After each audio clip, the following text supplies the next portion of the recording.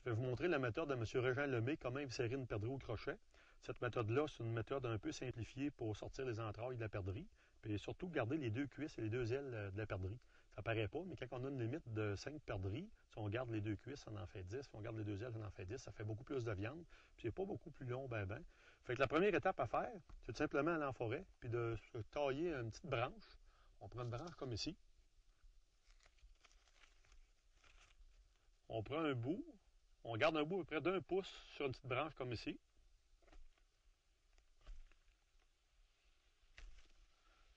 On coupe la branche ici, à peu près 7-8 pouces plus loin. OK, excusez. On se garde un bout environ de... Pas cette branche-là. On se garde un bout environ de 7-8 pouces avec un petit crochet comme ça. Puis on la coupe de l'autre côté ici.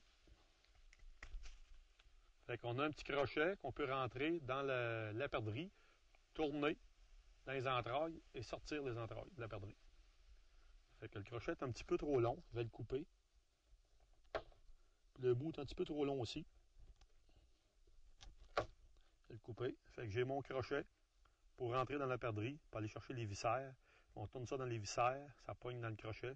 Ensuite, on tire, tout vient. C'est quand même assez simple. Fait que la première étape à faire, c'est de prendre la perdrix dans ses mains ou la mettre sur la table. Et c'est d'arracher une partie des plumes à la fin de la poitrine. Et entre la poitrine et l'anus, c'est d'arracher une partie des plumes qu'il y a là. C'est quand même assez tendre comme plume à arracher, c'est facile. On arrache ces plumes-là. On se met de la gazette à côté pour mettre nos restes de plumes. On rouvre la falle un petit peu. On trouve la poitrine.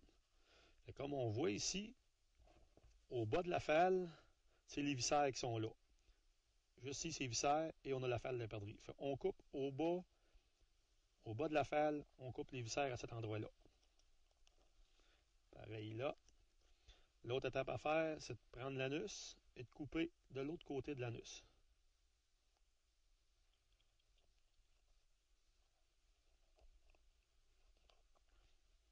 C'est peut-être le bout le plus dur à faire de toute l'éviscération, c'est ce petit bout-là. Fait qu'une fois que ça est coupé, tout ce qu'on fait, on rentre notre branche à l'intérieur de la perdrix. Au fond, on tourne notre branche pour que ça l'accroche dans les viscères. Puis quand on sent que c'est bien accroché, on fait tout simplement tirer dessus. Fait que toutes les viscères viennent, regardez. Il ne reste plus rien à l'intérieur de la perdrix. J'ai toutes les viscères ici.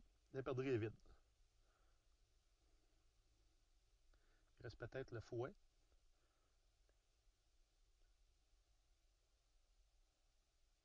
Fait que si j'ai toutes les viscères sur cette branche-là, je mets une gazette à côté.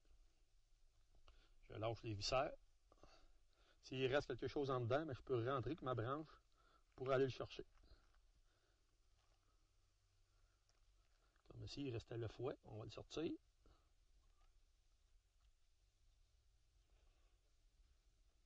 Et comme vous pouvez voir, je ne salis aucunement les mains. Je ne touche à rien, tout est vide. L'étape suivante, c'est de couper les pattes de la perdrix. Dans la première jonction de la patte ici, c'est de casser la patte.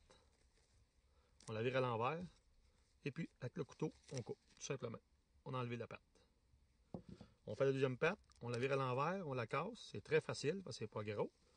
On a notre couteau. On coupe la patte. Nos deux pattes sont enlevées. L'étape suivante, c'est de dégager notre falle. Tout simplement, la peau avec le plumage, c'est très tendre. On a simplement qu'à tirer un petit peu sur la peau. On libère notre falle. Quand on est rendu en avant vers la tête, on rencontre le gésier qui tire à l'extérieur de la poitrine. On tire sur le gésier.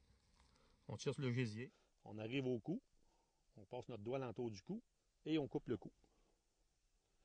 Je plume un peu après mon couteau. On enlève un petit peu de plume. On coupe le cou. Assez simple à couper. Fait que le cou est coupé. La falle est dégagée. Les pattes sont coupées. Fait qu'est-ce qu'il faut faire? On continue à faire pivoter notre poitrine sur elle-même pour aller dégager une aile de la perdrix. C'est peut-être l'étape qui est un petit peu plus dure. C'est parce que la peau est plus coriace à ces endroits-là. Il suffit de tirer notre pouce du long l'aile pour dégager l'aile. Une fois qu'elle est dégagée, on fait juste la casser, un peu comme la patte.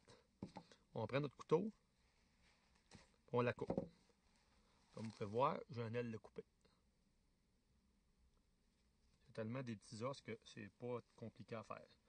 On continue à tourner. On dégage la patte qu'on a coupée tout à l'heure. On dégage la cuisse. On dégage la patte. On dégage la patte. On continue dans ce sens-là. On a une cuisse de dégager ici.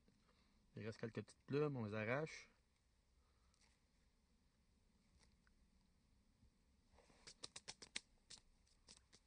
Ça fait, on a une cuisse de dégager et un aile. Fait, on a un côté de fait. Une cuisse, un aile dégagée. Tout ce qu'on fait, on continue à faire rouler la perdrix sur elle-même. Puis on continue à tirer sur la peau tranquillement en allant vers l'autre aile à l'avant. On tourne, regardez, ça va bien. On y va comme ça, on tourne encore. Fait ici, il y a la queue à l'arrière qui nous bloque. Puis on coupe la queue. Tenez, la queue est coupée. Fait que cette façon-là, ça nous permet de continuer. On continue notre rotation. On continue. On peut dégager l'autre patte en arrière. On tire sur la patte, on passe notre doigt entre les deux. On tire sur notre patte, là, la fourrure se déplace. On y va, regardez. Puis là, on va arriver à ce qu'on a coupé notre patte tout à l'heure. Tourne. Il reste quelques plumes. On va tout simplement tirer un petit peu plus fort dessus pour les enlever.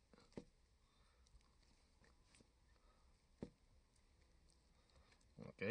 On continue à rouler. On a presque terminé. Il nous reste un aile. Et ici, on dégage l'aile en avant qui reste. L'aile, c'est un petit peu là que la fourrure, pas la fourrure, le plumage et la peau est un petit peu plus coriace. On tire. Quand on est rendu à l'intersection, on casse l'aile. On prend notre couteau et on coupe. Il reste quelques plumes. On arrache les quelques plumes. Ça.